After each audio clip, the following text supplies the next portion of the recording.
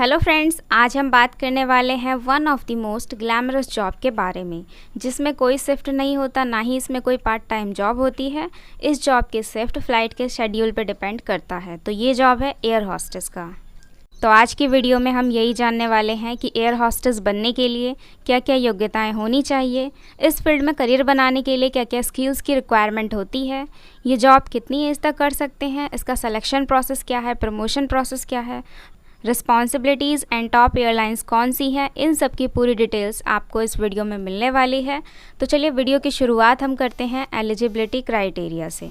योग्यता के रूप में आपको 12th पास होना ज़रूरी है, किसी भी स्ट्रीम से, चाहे वो साइंस स्ट्रीम हो, कॉमर्स हो या फिर आर्ट्स हो। किसी भी स्ट्रीम से, किसी मान्यता प्राप्त बोर्ड से आपको 12th पास होना ज़रूरी है। बस आपको इतना ध्यान रखना है कि 12th में आपके पास इंग्लिश सब्जेक्ट ज़रूर हो। इस फील्ड में आने के लिए आपको 12th में मिनिमम 45 to 50% मार्क्स स्कोर करने होंगे। मार्क्स का क्राइटेरिया इंस्टीट्यूट टू इंस्टीट्यूट अलग अलग होता है। अगर हम बात करें लैंग्वेजेस की, तो अगर आप डोमेस्टिक एयरलाइंस में एयर होस्टेस बनना चाहते हैं तो हिंदी एंड इंग्लिश लैंग्वेज में आपकी फ्लुएंसी होनी चाहिए। इसके अलावा अगर आप इंटरनेशनल एयरलाइंस में जाना चाहते हैं तो आपको कोई एक इंटरनेशनल लैंग्वेज भी आनी चाहिए। 18 से 26 तक आप इस जॉब की तैयारी कर सकते हैं।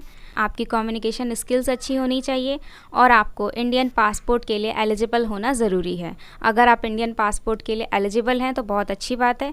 आपको स्टार्टिंग में तो पासपोर्ट की कोई ज़रूरत नहीं पड़ती, लेकिन जब आपका इंटरव्यू होता है तब आपको पासपोर्ट की ज़रूरत पड़ जाती है। तो जितनी जल्दी आप इंडियन पासपोर्ट बनवा लें उतना अच्छा होगा। कुछ एयरलाइंस ऐसी भी है जो 10th पास स्टूडेंट्स को भी एयर हॉस्टेस बनने का मौका देती है। तो अगर आप सिर्फ 10th पास हैं तो भी आप एयर हॉस्टेस बनने की तैयारी कर सकते हैं। वैसे ग्रेजुएट कैंडिडेट्स को ज़्यादा प्रेफरेंस मिलता है। तो 12th पास आउट करने के बाद आप सर्टिफिकेट, डिप्लोमा या डिग्री कोर्स के लिए भी अप्लाई कर सकते हैं। यहाँ पर कुछ कोर्सेज़ के नाम दिए हुए हैं जो कि सारे सर्टिफिकेट कोर्स हैं। ये जितने भी कोर्स हैं इनकी ड्यूरेशन 4 से 6 मंथ की होती है और इनमें से कुछ कोर्सेज़ की ड्यूरेशन 1 साल की भी होती है। इसके आगे आप देख सकते हैं ये सारे डिप्लोमा कोर्सेज है जिनकी ड्यूरेशन 1 ईयर की है। PGDM in airport ground service, diploma in air hostess training, PGDM in aviation and hospitality service. इस तरह से यहाँ पे और भी कई सारे डिप्लोमा कोर्सेज हैं। आगे हम जानते हैं डिग्री कोर्स के बारे में, जिनकी ड्यूरेशन 2 से 3 साल तक की होती है, जैसे कि BBA in aviation, BSc in aviation, BBA in airport management, BSc in air hostess training, bachelor of travel and tourism management, bachelor of hospitality and travel management, degree in international airline and travel management. तो मैंने आपको तीनों type के course show कर दिए हैं, certificate course, diploma course और degree course. अगर आप इन तीनों टाइप में से कोई भी कोर्स नहीं करना चाहते हैं तो भी आप 12th पास करने के बाद डायरेक्ट जॉब के लिए अप्लाई कर सकते हैं। तो आपको डायरेक्ट जॉब के लिए अप्लाई करना कैसे है? सबसे पहले आपको अलग अलग एयरलाइंस में जॉब के लिए अप्लाई करना होगा और जितने भी कैंडिडेट्स जॉब के लिए अप्लाई करते हैं उन्हें मार्क्स के बेस पे सिलेक्ट करके एक शॉर्ट लिस्ट बनाई जाती है और इन सभी सिलेक्टेड कैंडिडेट्स का एक रिटन टेस्ट होता है और एक पर्सनल इंटरव्यू भी होता है। पर्सनल इंटरव्यू को क्लियर करने वाले कैंडिडेट्स को 3 मंथ्स की ट्रेनिंग दी जाती है और ट्रेनिंग पूरी करने के बाद उन्हें एयर हॉस्टेस बना दिया जाता है। एयरलाइंस में मेल्स और फीमेल्स दोनों टाइप के एयर हॉस्टेस होते हैं, मींस मेल कैंडिडेट्स भी एयर हॉस्टेस बन सकते हैं। एयर हॉस्टेस को अलग अलग नामों से भी जाना जाता है, जैसे कि cabin crew, steward, flight attendant. Male air hostess को स्टीवर्ड कहा जाता है। नाम सिर्फ चेंज होता है, वर्क एंड रिस्पॉन्सिबिलिटीज़ इनकी भी सेम होती है। बात करते हैं फिजिकल स्टैंडर्ड्स की। फीमेल्स के लिए मिनिमम हाइट रखी गई है 5 फुट 2 इंच और मेल्स के लिए मिनिमम हाइट 5 फुट 7 इंच है। और बॉडी मास इंडेक्स गर्ल्स के लिए 18 से 22 है और मेल्स के लिए 18 से 25 है। वेट आपका हाइट के प्रोपोर्शनल में होना चाहिए, ना तो आपको ओवर वेट रहना है और ना ही अंडर वेट रहना है। विज़न आपका 6/9 होना चाहिए। अगर आप कॉन्टैक्ट लेंस यूज़ करते हैं तो भी कोई प्रॉब्लम नहीं है, लेकिन अगर आप रतौंधी या फिर कलर ब्लाइंडनेस से पीड़ित हैं तो आप एयर हॉस्टेस नहीं बन पाएंगे। आपको मेंटली और फिज़िकली दोनों तरह से फिट होना बेहद ज़रूरी है। प्लेन में पैसेंजर्स को संभालने की जिम्मेदारी एयर हॉस्टेस की होती है, तो इसीलिए पास्ट रिकॉर्ड में आपको कोई भी मेंटल इलनेस जैसी बीमारी नहीं होनी चाहिए। अगर आपको किसी भी तरह की कोई बड़ी बीमारी है तो एयर हॉस्टेस बनने में प्रॉब्लम आएगी, मीन्स आप एयर हॉस्टेस नहीं बन पाएंगे। एक एयर हॉस्टेस बनने के लिए पढ़ाई के अलावा और भी योग्यताओं की ज़रूरत होती है, जैसे कि मैरिटल स्टेटस। ये पैरामीटर पूरी तरह से एयरलाइंस के टाइप पे डिपेंड करता है। अनमैरिड गर्ल्स को ज़्यादा प्रेफरेंस मिलती है, बट कुछ एयरलाइंस मैरिड वीमेन को भी एयर हॉस्टेस बनने का पूरा मौका देती है। एयर होस्टेस के फील्ड में जाने के लिए आपकी बॉडी पे कोई भी विजिबल टैटू नहीं होना चाहिए। सभी एयरलाइंस की ड्रेस अलग अलग होती है, तो जिस एयरलाइन को आप ज्वाइन करना चाहते हैं, अगर उसकी ड्रेस पहनने के बाद भी आपके टैटू विजिबल होते हैं तो आपको एयर होस्टेस बनने में काफ़ी प्रॉब्लम आएगी। डोमेस्टिक एयरलाइंस तो टैटूज़ को एक्सेप्ट भी कर लेते हैं अगर आपके टैटू विजिबल नहीं है तो, लेकिन अगर आप इंटरनेशनल एयरलाइन में जाते हैं तो आपको एक भी टैटू नहीं होना चाहिए। अगर आपकी बॉडी पे एक भी टैटू है तो आप उसे रिमूव करवा दीजिए। अगर आप डोमेस्टिक एयरलाइन में जाना चाहते हैं और उस एयरलाइन की ड्रेस पहनने से आपके टैटू विजिबल नहीं होते हैं तो फिर आपको रिमूव करवाने की ज़रूरत नहीं पड़ेगी। और आपकी बॉडी पे कोई भी विजिबल मार्क्स या फिर बॉडी पियर्सिंग नहीं होनी चाहिए।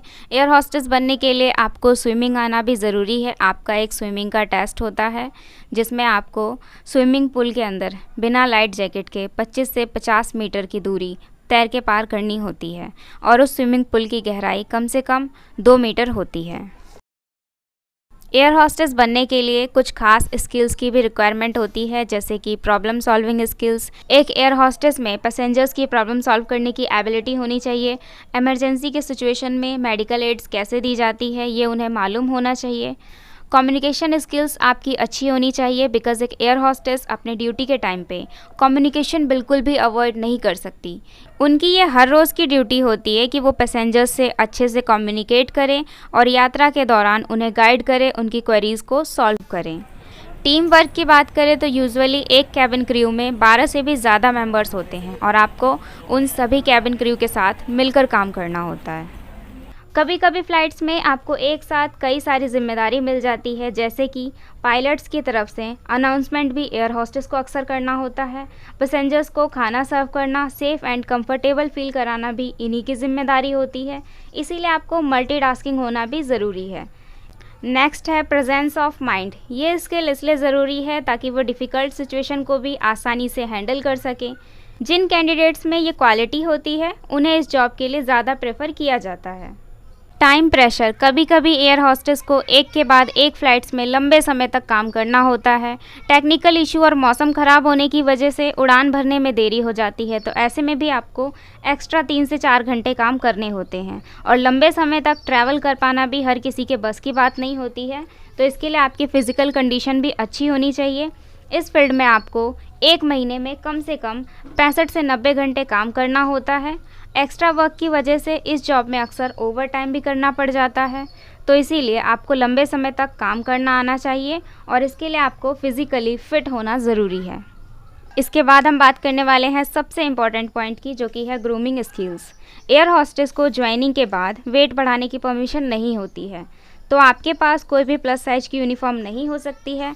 आपको वही सेम साइज़ की यूनिफॉर्म पहन के आना होता है जिस साइज़ में आपकी ज्वाइनिंग हुई थी, और अगर आपका वज़न बढ़ जाता है तो आपको 1 महीने तक फ़िटनेस रूटीन फॉलो करनी होगी। अगर आपके फेस पे ज़्यादा पिंपल्स और ज़्यादा गहरे स्कार्स हैं जो कि मेकअप करने के बाद भी हाइड नहीं होते हैं, तो इंटरव्यू के टाइम पे आपको रिजेक्ट किया जा सकता है। सो अगर आप इस फील्ड में करियर बनाना चाहते हैं तो अपनी बॉडी एंड फेस का ध्यान ज़रूर रखें। इसके आगे हम बात करते हैं पर्सनैलिटी एंड एटीट्यूड के बारे में। तो आपकी प्लीजेंट पर्सनैलिटी होनी चाहिए, एटीट्यूड आपका पॉजिटिव होना चाहिए और आपको कामिंग नेचर का होना ज़रूरी है। एयर होस्टेस बनने के लिए कैंडिडेट्स का सिलेक्शन 4 स्टेप्स में होता है। सबसे पहला होता है इनका रिटन एग्ज़ाम। जो भी स्टूडेंट्स रिटन एग्ज़ाम क्वालिफाई कर लेते हैं उनका ग्रुप डिस्कशन होता है। आगे जब आप ग्रुप डिस्कशन भी पास कर लेते हैं, इसके बाद होता है आपका इंटरव्यू, और जो इंटरव्यू भी क्लियर कर लेते हैं उनका मेडिकल टेस्ट होता है। ये चारों स्टेप्स जब आप क्लियर कर लेते हैं फिर आपको ट्रेनिंग दी जाती है, देन आप एयर होस्टेस बन जाते हैं। जब एयर होस्टेस के रूप में आपकी नई ज्वाइनिंग होती है तब आपकी स्टार्टिंग की सैलरी 25,000 से 40,000 तक हो सकती है। एयरलाइंस बाय एयरलाइंस ये सैलरी भी डिफरेंट होती है, और जब आप सीनियर पोजीशन पे पहुंच जाते हैं प्रमोशन के बाद तो आपकी सैलरी 50 से 75,000 भी हो जाती है। बात करते हैं टॉप रिक्रूटर्स की।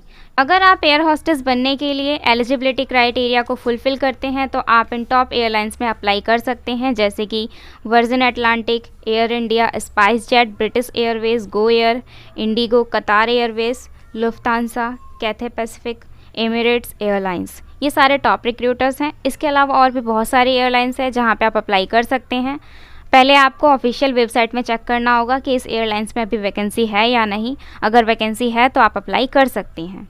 तो इस वीडियो को हम यहीं पे ख़त्म करते हैं। अगर आपको ये वीडियो ज़रा भी हेल्पफुल लगी हो तो वीडियो को लाइक ज़रूर कीजिएगा, चैनल को सब्सक्राइब करके बेल आइकन भी ज़रूर प्रेस कीजिएगा आगे वीडियोज़ की नोटिफिकेशन पाने के लिए।